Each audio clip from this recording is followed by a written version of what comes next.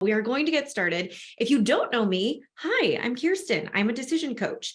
That means I help people love their choices and love how their choices are getting made. We do this through, as you can imagine, many avenues of conversation. We talk about work, we talk about relationships. We do all of that from the foundation of decision making. Hi, Laura.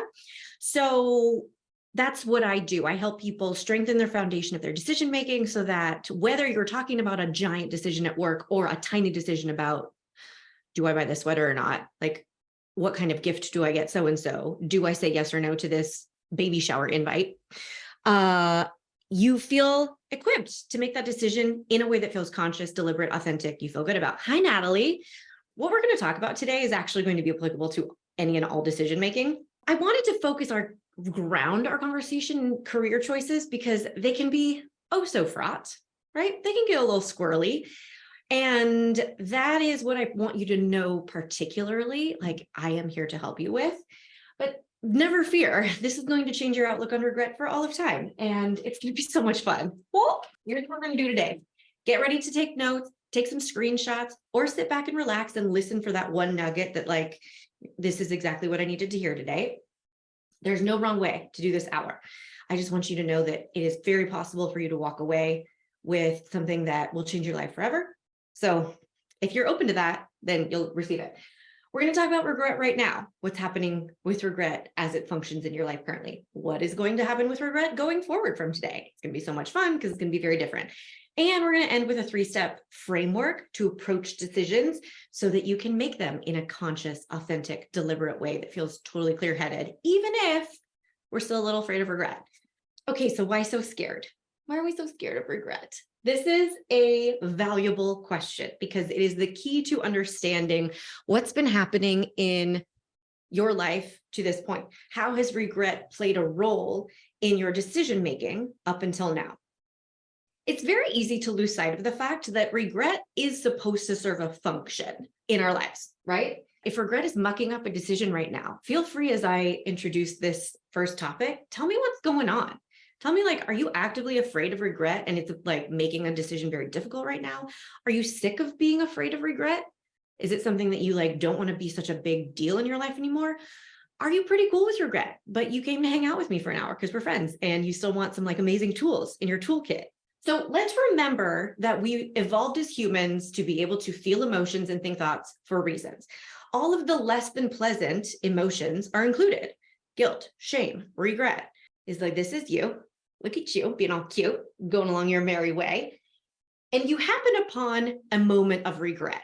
What's designed to happen is this changes our trajectory, right?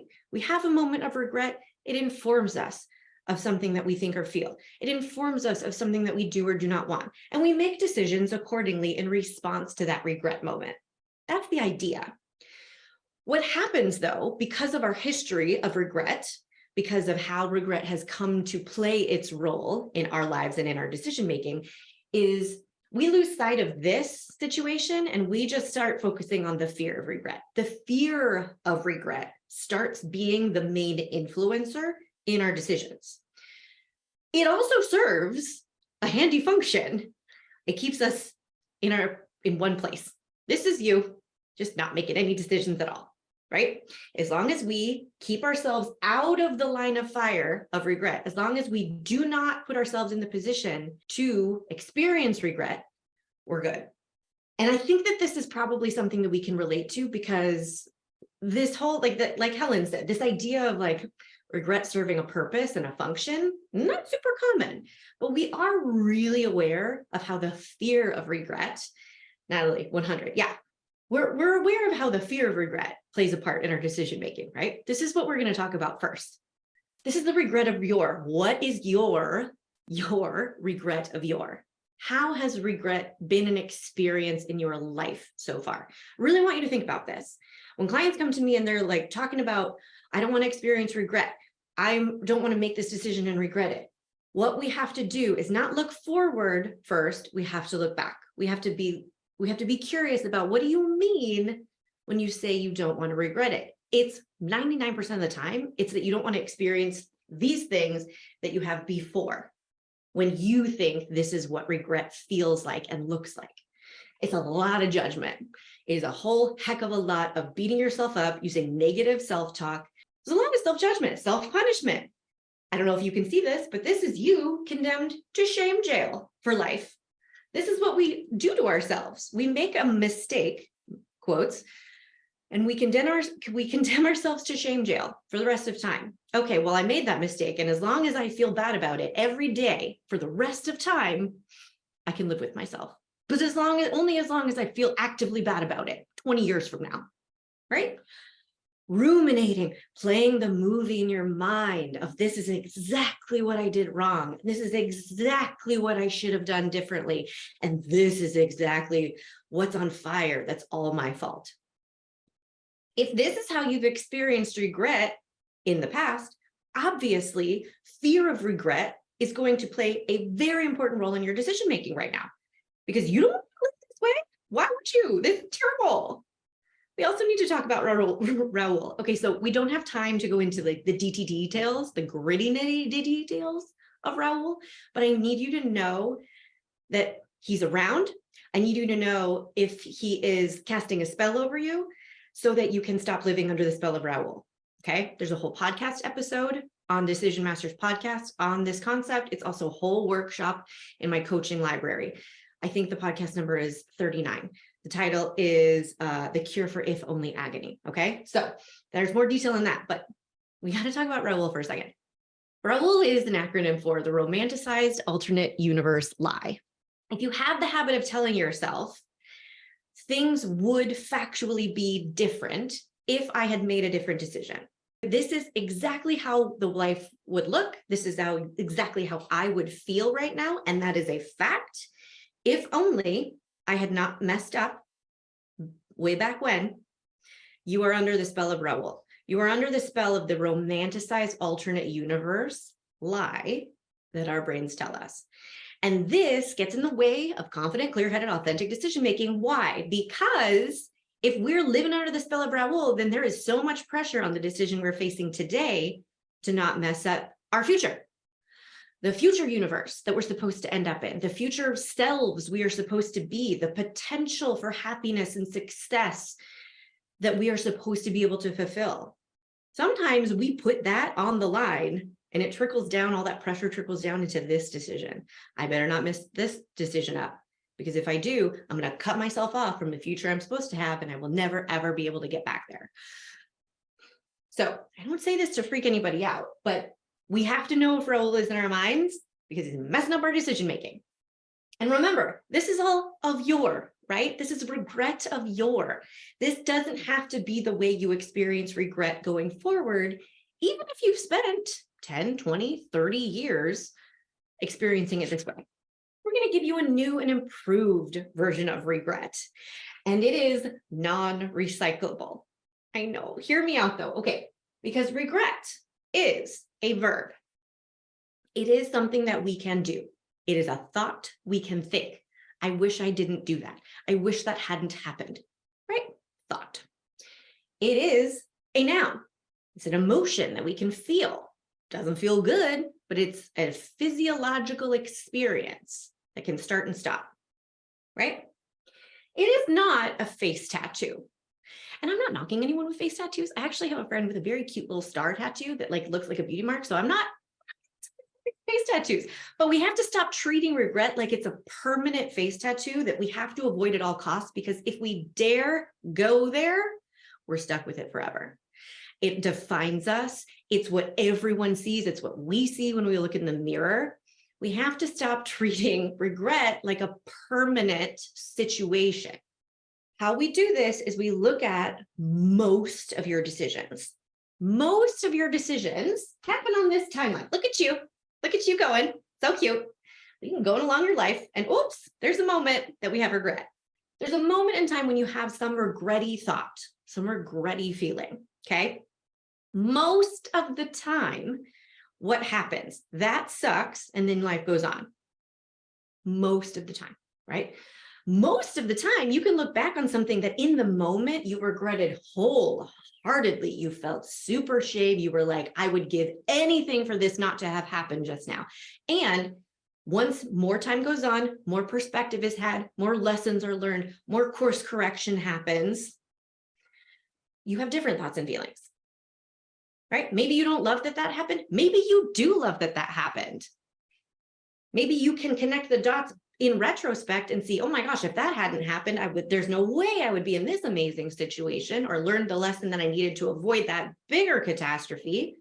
We know this is the majority of our experience. So my proposition to you is that from now on, regret is a one-time use experience. Single use only. I know we don't like it for plastic, but let's try it for regret, right? One-time use. It happens, you express it, you express a thought, you express a feeling, you process it, it informs you of something that you think, something that you feel, something you want to learn, something you want to do, something you don't want, and you finish it. It completes. One time only, as opposed to this regret of yore, which is permanent, which is as long as I think this thought, I have to feel this terribly. I have to feel bad about this forever. I have to believe that this other universe exists and I'm missing out on it because I'm the asshole, right? So this is your new regret plan. What? We're going to make a plan that involves regret? That doesn't sound fun. Hold up, though. Let's check in. Are we all planning on being human people for the rest of time? For the rest of our time? Yes. I'm going to human until I stop humaning, right? That is the plan. What does that mean? Well, humaning involves lots of ups and downs, lots of highs and lows, lots of emotions and thoughts on the negative end of the spectrum. Like, I don't know, I'm planning on feeling shame or guilt again, a little bit at some point, right? I hope I don't feel it a lot, but I am planning on feeling it. This is part of the human experience, and I'm planning on being a human. I'm planning on experiencing probably a fair amount of unideal, unpleasant stuff. Heartbreak, loss, failure. We have to get really realistic for a second. I know you might only be on like your first cup of coffee, but stay with me. If you're planning on continuing to be a human, and the human experience includes these like crappy thoughts and these feelings that do not feel good, can we put regret into the plan? Can we go back to that recognition that it can serve a purpose? Can we remember, I actually want to be able to feel regret when it serves me? I was having this conversation with a client recently, and she was like, oh, I just wish I didn't feel this way. And I was like, I know that you don't want to feel this way right now because it's unpleasant, but we want to be able to feel in general, right? Certainly, I know that I need to be able to feel a teensy bit of guilt for the things that tend to come out of my mouth when I'm a little angry and they're directed at my husband, right? I want to be able to feel guilty about that a bit because I need that information for myself. Like, whoops, this isn't who we want to be. Get a snack. We want to be able to have regret serve the function it can in our lives, to inform us of what we want, what we don't want, how we feel, to help us make decisions in alignment with who we want to be. So let's get on board with this plan. Here's my proposition. Let me know if you think. Most of the regret that you are planning on experiencing from this day forward is going to be single use only. If we're putting regret in the plan, we're planning on you experiencing moments on your timeline, right? Look at you go. You're going to maybe have a moment where you think a thought, I wish I hadn't done that. You're maybe going to experience that emotion. God, this doesn't feel good. And you will survive. You will learn, you will move on. It's not going to be the regret of yore. There might be rare occasions when what I call sticky regret happens. It's regret that you actually do hang on to a little bit. Something that you just never, or you always think, I wish that didn't happen. I wish I hadn't done that. I wish blah, blah, blah. I hadn't done something different. And you might even hang on to negative emotions about that thing. They might not have to be as severe. They might not have to be as accompanied by all of the regret of your crappiness, like the shame jail and the self-punishment. But there might be things that you just never change your mind about, never feel good about, never feel neutral about, never feel grateful about, right? What if that's fine? What if that's fine in the sense that fine is like, okay, I agree to your terms, not like I'm excited about it and I'm doing cartwheels about like, ooh, the next time this happens. And remember that it's rare. most of the time, you're not going to experience this sticky, lifelong, heavy regret. And I say that in the context of the decisions we're talking about right now, which are probably ranging from big to small decisions regarding your work. And this is all easier if we stop living under the spell of Raul. Let's agree that the plan going forward, even if you don't know how, listen to the podcast episode. We can work on it together. It's fine.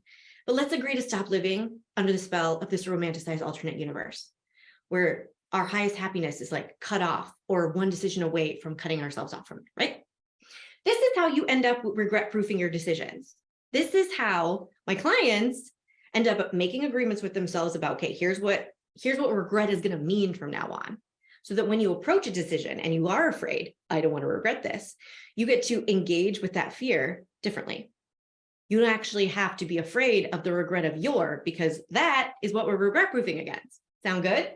So this is your 3-step decision framework. This is what you're going to apply, again, to any decision, but especially if you came here today with like, this is a thing that is not getting decided, or these are a jumble of decisions that I am in confusion or a little bit of chaos about with my work. Here is what you're going to do. You're going to do 1, then 2, then 3. Okay. Wants, stakes, game plan. Your want is your driver. I want you to think about the way you're experiencing this decision right now. It might feel a little bit chaotic, a little bit crowded. And this is what I want you to pay attention to. It is very easy for us to end up driving our decisions with our not wants. You can be very aware of everything you don't want, and especially that you don't want to regret. I don't want to fail. I don't want to lose X. I don't want to miss out on Y. I don't want so-and-so to think that I'm this and this. I don't want to upset someone. I don't want to get stuck here. I hear that a lot when people are contemplating, especially career decisions. Like, I don't want to get stuck. I don't want to be miserable. Really great to be aware of all of these things. Absolutely acknowledge and validate them. However, don't put them in the driver's seat. I want you to imagine driving around your life, focusing on, I don't want Susan to think I'm lazy. I don't want Susan to think I'm lazy. And this is just like, that's your GPS. That's where you're going. That's how you know what you decide. Your want is going to be your driver in this decision. Because this is not the way that we want to live our lives. The life that you're interested in living for the next 10, 20, 30 years is not going to be dictated by what you don't want. But it's so natural and normal to have that at the forefront of your mind because of the regret of your. So we're not invalidating any of that. We're having a lot of compassion for these thought bubbles being very large and loud, taking up a lot of room in the car. But going forward, I want you to know you can put your want in the driver's seat. And even if it comes down to a really small sounding decision, I was just talking to a client who was making a decision about a boundary at work, but her brain kept wanting to throw this like not want in front of her eyes, her eyeballs. I'm imagining like a monkey in your car being like, keep driving. This is safe. It's not safe. It's not fun. But her brain kept wanting her to focus on what's your boss going to think? What's your boss going to think? Your boss is going to think you're lazy. Your boss is going to think you're not dedicated. I don't want that to happen. I don't want her to think this. I don't want this consequence to happen. I don't want to have this problem to solve. So valid, but not what we want driving our decisions. And you can see how this would be very distracting and delay self-honoring, authentic decisions that serve us in any scenario, right? So when she focused back on what does she want? She wanted to respect her time. She wanted to stop acting like her time was endless and not her own and just giving it away willy-nilly to things that were not her responsibility with other people's jobs.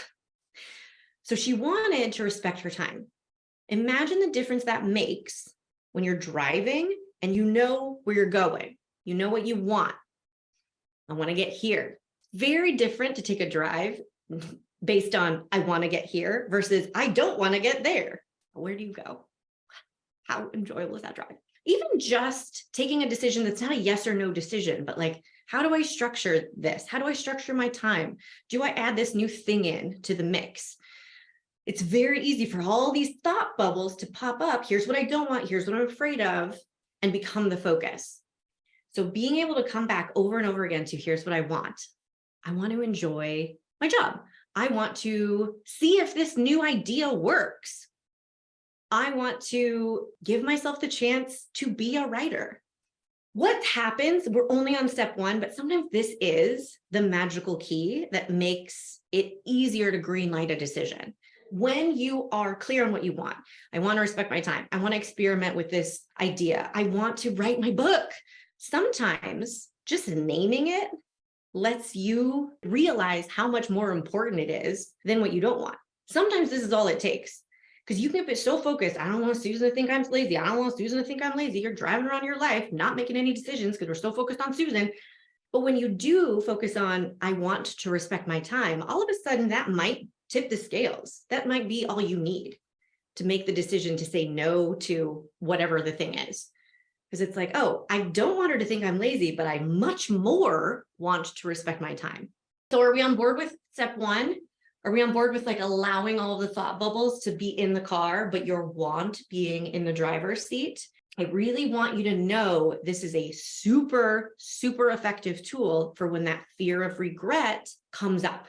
And fear of regret, I'm using interchangeably with fear of getting it wrong, fear of failing, fear of blah, blah, blah, blah, blah. Yes, but what if what you want is at odds with what others want, AKA partners? Ooh, I'm going to pin that, go through the next steps, and then we're going to talk about this because this comes up all the time as a decision distractor or a decision complicator. It's like a legitimate concern. I get it. Okay, step two, name the stakes. Very kind, very well-intentioned for your brain to connect all these dots. If I start looking for other potential jobs, then my boss might find out. I might not get this promotion. I might not be offered these other grants. My coworkers might move into my other things where I want to do more things. And then I might ruin my career forever. And I might get cut off from every potential thing for the rest of time. And I might be seen as a total lazy, selfish failure. And we know that our brains are excellent dot connectors. And it is well-intentioned. We get it because we want to protect ourselves from failure and the regret of yore and all the things. However, it is important to name the stakes that your brain is assigning to things, because so often, I cannot tell you how many times I've had a conversation with someone who is contemplating a decision that is makeable. We talk about this a lot in our coaching, makeable decisions, decisions in the room, a decision you can actually make and implement today, like call up so-and-so and ask them how their job works. It's very different to be talking about a makeable decision in the room with you and some very far off future scenario that may or may not ever happen in reality, but it's certainly not happening right now. But our brains will raise the stakes on this one decision today to make them so scary in order to help us avoid said potential catastrophe down the line, that we just think that they're interchangeable. We think today's decision to Google something or email someone or apply for a job is synonymous with all of the catastrophes. So here's what you're going to do. You're going to allow the what ifs. Great. Have all of your thought bubbles. Write them down. Super helpful to see. Validate them. Yes, of course we're afraid of this. This sounds terrible. Why wouldn't we be afraid of it? And then you're going to organize them. Oh, we get to make a chart, because you need to be honest with yourself if you are attaching the highest possible stakes to this one next decision. And here's what you're going to do. You're going to look at these outcomes that you are so afraid of, and you're going to just be honest with yourself. Ask, is this a definite outcome? Is it a possible outcome or an unlikely outcome? Sometimes it's definite. If you have a certain amount of cash to invest in something, let's say, and if it doesn't give you the return that you hope it will, then you might have to use savings for next month's bills. Let's just make that up. Now, your brain might be attaching really big stakes to this. You want to know if this is accurate, if you're being honest. Like, yeah, I will have to use savings to pay next month's bills if this doesn't return in the time and fashion that I want.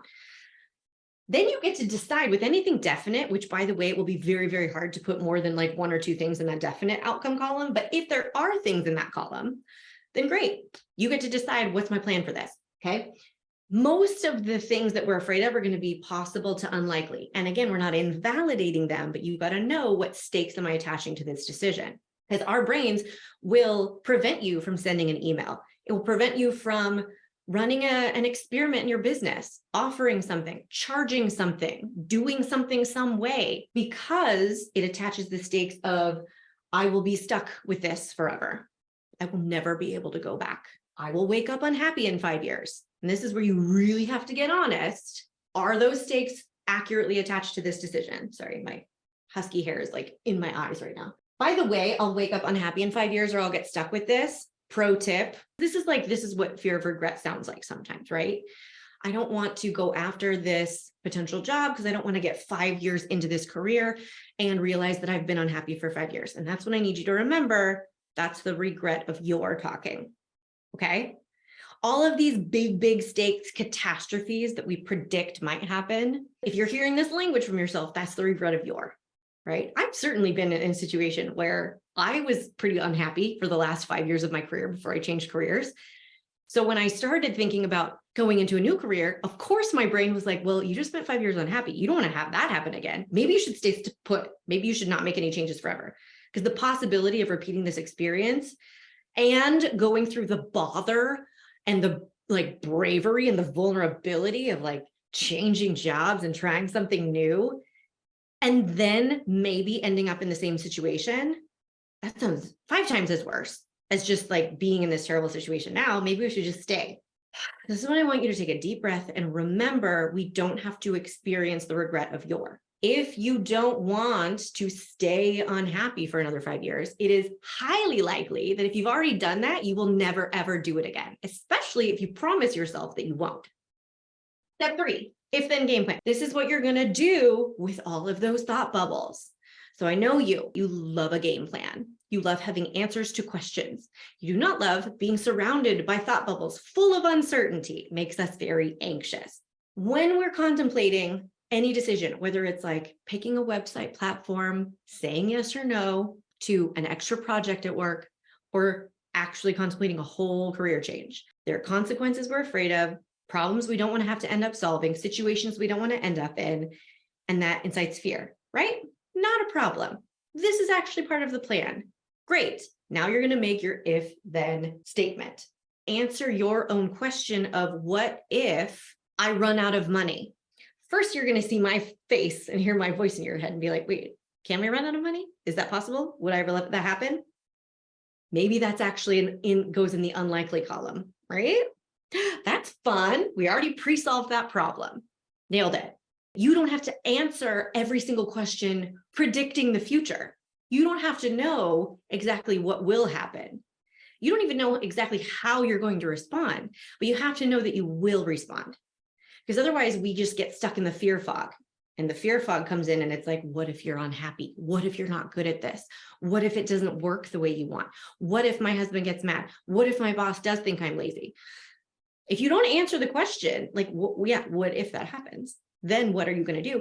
That fear fog becomes murky. It becomes scary. We avoid it at all costs. We make no decisions. We make no steps forward. Then our decisions are being influenced by the fear of regret and not being driven by our wants, right? And that's not what we're doing anymore. So this is what you're going to start getting really good at, if-then game plans. Direct your attention to your new decision process. This is the plan. You're going to have a desire. Maybe it's to do something. Maybe it's to try something. Maybe it's to solve a problem. Maybe it's to change a situation. You're going to have ideas on how to meet that desire.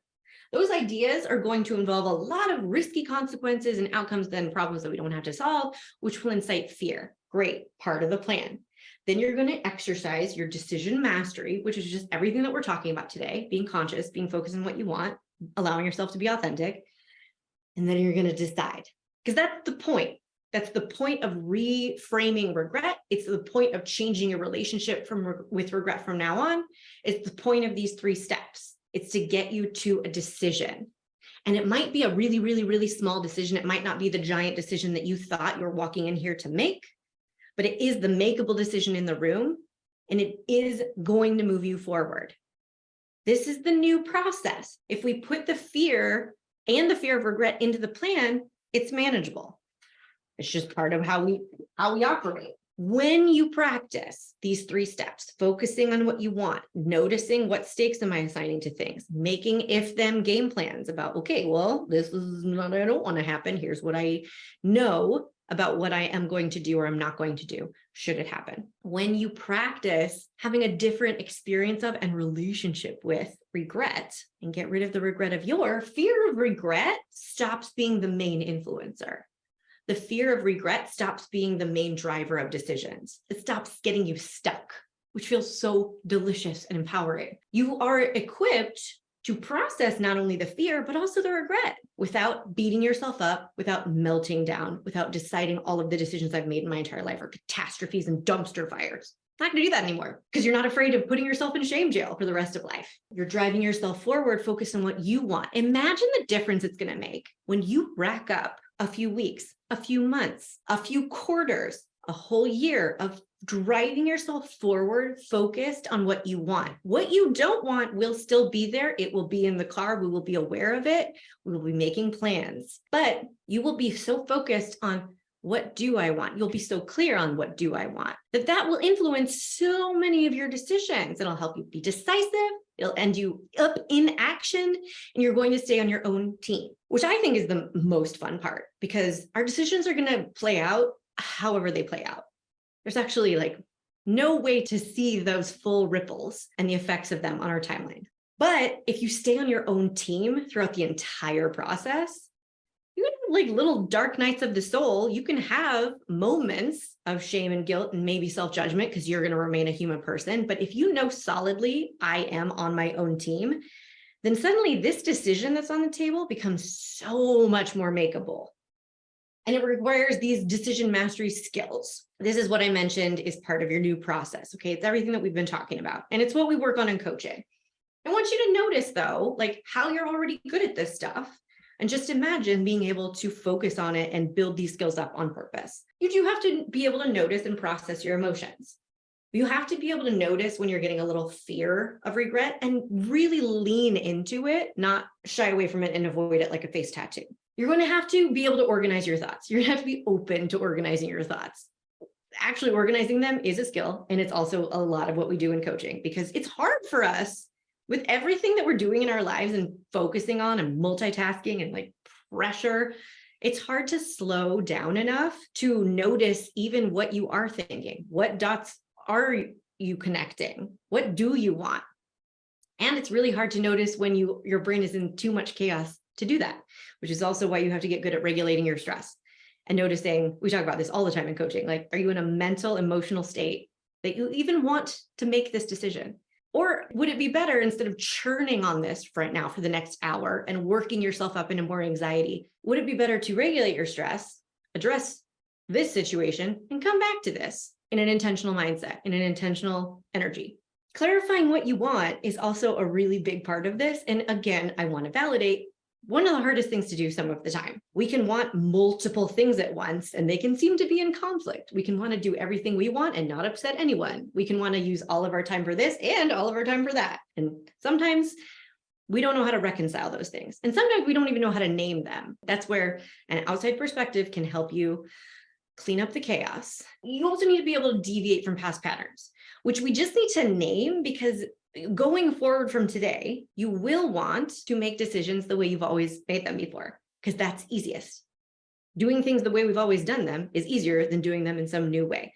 We have to leave space for this being uncomfortable. The ability to deviate from past patterns is a skill, and you already have it. You do things for the first time. You do things that you've never done before all the time. I need you to know that.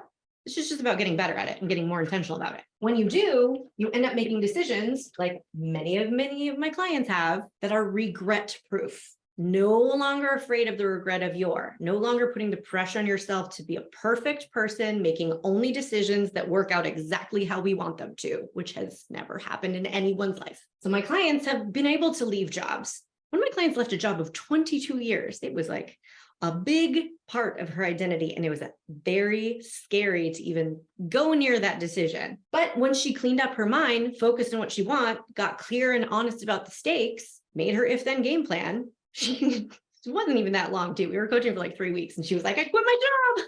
We're like, okay, This has allowed my clients to make decisions like start a business. It's allowed them to make decisions to grow businesses, which I know we have some solopreneurs, some entrepreneurs on this call right now. And you know, the decision to grow your business involves a lot of scary stuff, like stop giving your stuff away for free, start charging people, start being visible. Whew, scary decisions, right? It's allowed clients to see passion projects and side projects through to the end, to make time for themselves and to make time for what they want. And they've been afraid and done it anyway. Okay, I know this is probably one of the cheesiest things that I've ever introduced to you. Be afraid and do it anyway. But this is the skill of being able to know what thoughts and feelings are going on and know why it's okay for you to still make the decision that you're making. Why is it okay for me to make this decision if I'm not 100% certain of the outcome? You want to be able to know the answer to that question. And it's a heck of a lot easier to answer that question when you feel like you're on your own team. All of these skills that I've talked about, all of these processes that I've walked you through, all of this habit change that I've told you is possible happens in the coaching. And we don't know if we're a good fit to coach together until we have a consult. KirstenBarker.com/schedule. And that's where you can book your hour to talk about the coaching. The way that this conversation goes, you really get to lay out, what do you want? And you get to tell someone who believes that you can have everything you want and deserve it. That's going to be step number one. That's going to be goal number one. We get you clear on what you want, and we get you some space to be honest about it. We get you clear on what are your questions, what are the unknowns that are freaking you out, or that you really are sick of having, or that you really want the answers to, and what are the challenges? Who do you want to be? What do you want life to look like by the end of this year? And what's going to make that complicated? What's going to get in the way? So you lay all of that out. I give you my take on where should you focus? What are the habits that I see are going to be the biggest dominoes to fall first that will make everything else easier? And then you walk away with a plan for what you're going to do next. Because the whole point of this is to guarantee yourself that you're going to make this stuff important. You don't want to get to the end of this year and be like, oh, I got so busy and distracted, and I never, ever did anything about that book I wanted to write, that coworker I wanted to stop being stressed about, this like offer I wanted to try out in my business, but then I don't know, I just never did or I never got around to it.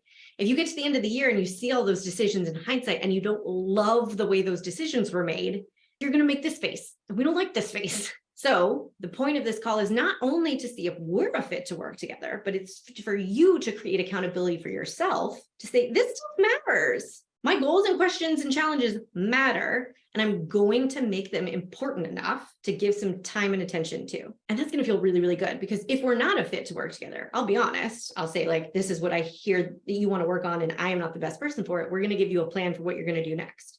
So you're going to walk away with a next step. Go book your consult. I can't wait to talk to you. I can't wait to hear all about what you want, what you really, really want. I want to go back to, what if what you want is at odds with what others want? Okay, Natalie, are you still here? So let me know if you want to talk with our faces about this, or if you want to chat more, or if you want me to just respond. What up, friend? Hi. And anyway, but yeah, so this just Tell me happens. everything. It happens in different spaces, but like, a lot of things that like I might think are important, like, right, your partner has, and it is my husband, they have different, like, you guys are a team, but also you're different humans. So like, a lot of like my values, and anyway, so a lot of things that come up on a stressful situation are like, well, if you do that, we'll have less time for the family or fun, or, and like, that's the thing that I'm willing to sacrifice, but he's not. And like, I'm not saying that I'm right for sacrificing like fun time or whatever, but yeah, so there's that. It's like, What do you do? Yeah. So that sounds like what would be a good thing to do is look out first for any all or nothing thinking. The fact that you phrased it in a way that like, I have to give this up, I'm willing to sacrifice that. Maybe just pointing to assumptions that your brain is making, right? That's like the stakes thing. Yeah. Like, is it giving up 1 hour a week or 100? Like, yeah, they're different. They are different. And also, we're not invalidating that. Like, maybe it is as definitive as that. Maybe you're contemplating something that will eliminate Tuesdays from family time every single week. Right. Even knowing that, I think what I want to encourage you to do is get clear on that first. Like get clear on what are the stakes? What are the consequences? Are they definite or are they possible? Or are they unlikely? And then use that to point you back to, what does this mean I want? Like, do I want the hours of 4 to 6 p.m. on Tuesdays with my family? Or do I want family time? And does that open up more possibilities for getting me what I want? Yeah. Does that make sense? It does. It just becomes like, ugh, it's like I hate having the conversation, right? Because it's like, well, yes, what I really want is family time. And look, instead of Tuesday, we can do it on Thursday at 3 p.m. And like, and it becomes a thing of like, it kind of just circles back to like, well, yeah, you can like spin it however you want, Natalie, but like, it's still like reality, you know, my Tuesdays are gone or whatever. And so then it's like, and then it just keeps becoming is like, okay, so if I take away your Tuesdays and give you Thursdays, you know, it's this negotiation, and then it just becomes like it becomes clear that it's about more than just the Tuesdays, right? It's about like, you know, in general, I want all of my free time and none of this restrictions on my time. And like, I can never give you 100% of that. So it's like, no matter what concessions or trading I do, it's like, yeah, that's still the bigger issue, I guess. So Yours or his? his. Because I'm always like, okay, yeah, okay, well, I'll get, you're right, Tuesdays are gone. Yeah, okay, let's talk about Thursdays. And then, you know, a month later, it's like, well, now my Thursdays are gone. And it's like, yeah, I know, like, that's the deal we made. Yeah. And like, then the deal keeps like never being enough. So. Yeah. So this is part of the process that happens when you're making decisions for yourself and you have someone in your life who is used to you making decisions the way you've always made them, or the way you've made them the whole time they've known you. Right. And you start changing and it's a whole big disruption. Right. Yeah. And I think that that's when you have to make an agreement with yourself that like, I am willing to deviate from past patterns, which means weirdly, like I am up for some disruption. Right. Right. Yeah. It's part of the ride, I guess. Yeah. Like, Because if we look at your options, the options you're giving yourself are find ways to make decisions that I want to make and feel good about, or don't explore those options. Don't find ways to make decisions I want in order to avoid thoughts and feelings over there. Yeah. Yeah. Yeah. That kind of comes back to the seesaw thing of like, okay, well, what I don't want is for him to feel cranky about my life choices. Right. What I do want is to whatever's authentic for you that you want, right? Right. Yeah. And it might just come down to, I want to like love the reasons that I'm making my choices.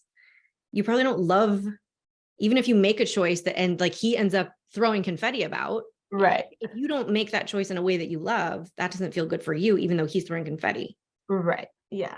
It's kind of like, because yeah, eventually, you know, next month it'll be my turn to be like, well, yeah, and then it just, yeah, interesting. So we're not invalidating him, and we're not also like saying you should have no reaction to him. Like, of course, we can allow we can allow it to be uncomfortable on all sides. Yeah. We don't have to like manifest it, but we can like let it be okay if there's discomfort. But I think if it comes down to you have some decisions on the table that you want to explore, it sounds like, let's look at like, why do those matter? Yeah. Why does it matter that you be able to explore them? Because what do you really want? You don't want to spend Tuesday 4 to 6 p.m. doing something specific. You want whatever. Right. Yeah. And then we can look at, okay, well, what does he want? And what do I want to do with what he wants? Yeah. And I always like feel like I solve it. I feel like, okay, I heard you, I adjusted, like I'm not ignoring you, like, you know, a mean person. And then it always comes back. So like watch the replay, but only the last like minute of the replay when you get the replay link. Yeah. Because you have to hear what you just said. You have to hear, like, I always do think I solve it, and then it always comes back. Yeah. I don't know what to do with that. I know. Well, what you do with it is you let it sink in that, like, I'm about to make this decision the same way I've made all these decisions, but I Right. know it doesn't work. Right. Interesting. Interesting. Well, okay. Yeah. Well, it feels like the only way that it's ever going to work is if I'm like 100% in line with his vision, right? Yeah, that's when you get to define like work. Like, what's work? Right, that doesn't work. That doesn't work. That doesn't work. But you are also, don't forget, you're used to him in his past patterns too. Yeah, This can be a growth opportunity for both of you. that's You're true. just leading the way, right? You're instigating the change, but he can come along. He probably wants to, because he doesn't know the way. Yeah, we're moving in that direction. We're on that train. It's just, it's like you said, a little seesaw. Like, yes, totally. Yeah. So I would focus on what do you want? And really, like, name some values. If there are core values that you're aligning with, either in your business, your marriage, your life overall, like, name the values that you want this next decision to put in alignment for you. Yeah. Hi, Helen. So that you can really feel clear and you won't like misunderstand your intentions as like, this is arbitrary or this is right. whatever. No, Know the values you're aligning with, know the things that you want out of whatever decision, why it's worthwhile. Yes. Okay. I'll stop taking your time. Appreciate it. The value that comes to mind is like independence. Like, I always want to be independent. And that is important. So yeah, appreciate that. Yeah. Also, you're not taking my time. It's like we're 3 minutes over the hour. And like I said that I wanted to give this time. So thank you. But let me know with that. Like, I want you to digest that and see what kind of clarity this like value alignment helps with how you're looking at the decisions. And then also just make some room for the differing opinions and differing agendas, right? Like, if we can say, of course, I'm going to want this thing and he might not love that, and that's all part of the plan. Like, if that's all okay, then where can you go next from there?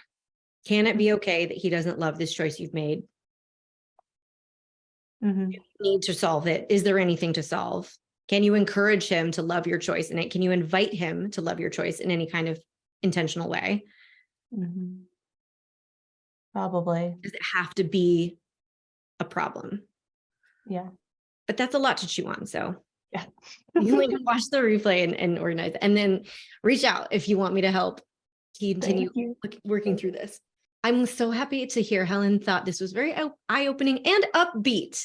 My pleasure, Natalie. Yeah, I think it's important to let this stuff be upbeat, because otherwise we're just talking about regret and it's not fun. And then it's over. And enough of life is hard enough as it is without us making it heavier. So I hope you feel encouraged that regret can look and feel different from now on. And thank you, Kirsten. And thank you, Natalie, for your example. Yeah, it's so helpful to see just like other people process this stuff real time, right? So generous of people to be open about it. So the consult is here for you when you are ready to talk. I will make myself big again, if I can, speaker view, and see what stands out from today. I wanted to uber validate that this is all part of bigger processes that are generally challenging to focus on and like leave space in your brain for by yourself when you are running the rest of your life. So you don't have to expect yourself to wake up with different habits and a different outlook tomorrow. But if the fear of regret or any kind of sticky situation comes up with the decision tomorrow and all of those thought bubbles come up, hopefully you feel like, oh, I know what to do with this.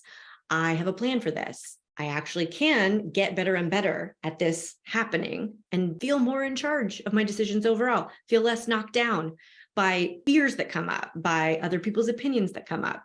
what Natalie and I, the conversation we just had was a little bit of the taste of the kind of coaching we do. Obviously, we have more than 2 minutes in our coaching conversation, so we can actually get you to a resolved feeling place, at least knowing what your mindset is about something, how you decide to see a situation, how you want to try moving forward in a situation. That's what creates the habit change long term. Really having a space to talk through these thoughts and questions so that they don't stay in your head and convince you to just do the things that you've always done, the way you've always done them. So if you want help making it easier to change the patterns and also focus on what's working and really focus on what you want, then book your consult and we'll talk about what coaching would look like for you if this is right for you. And I hope you have a beautiful day. Thanks for being here, everybody.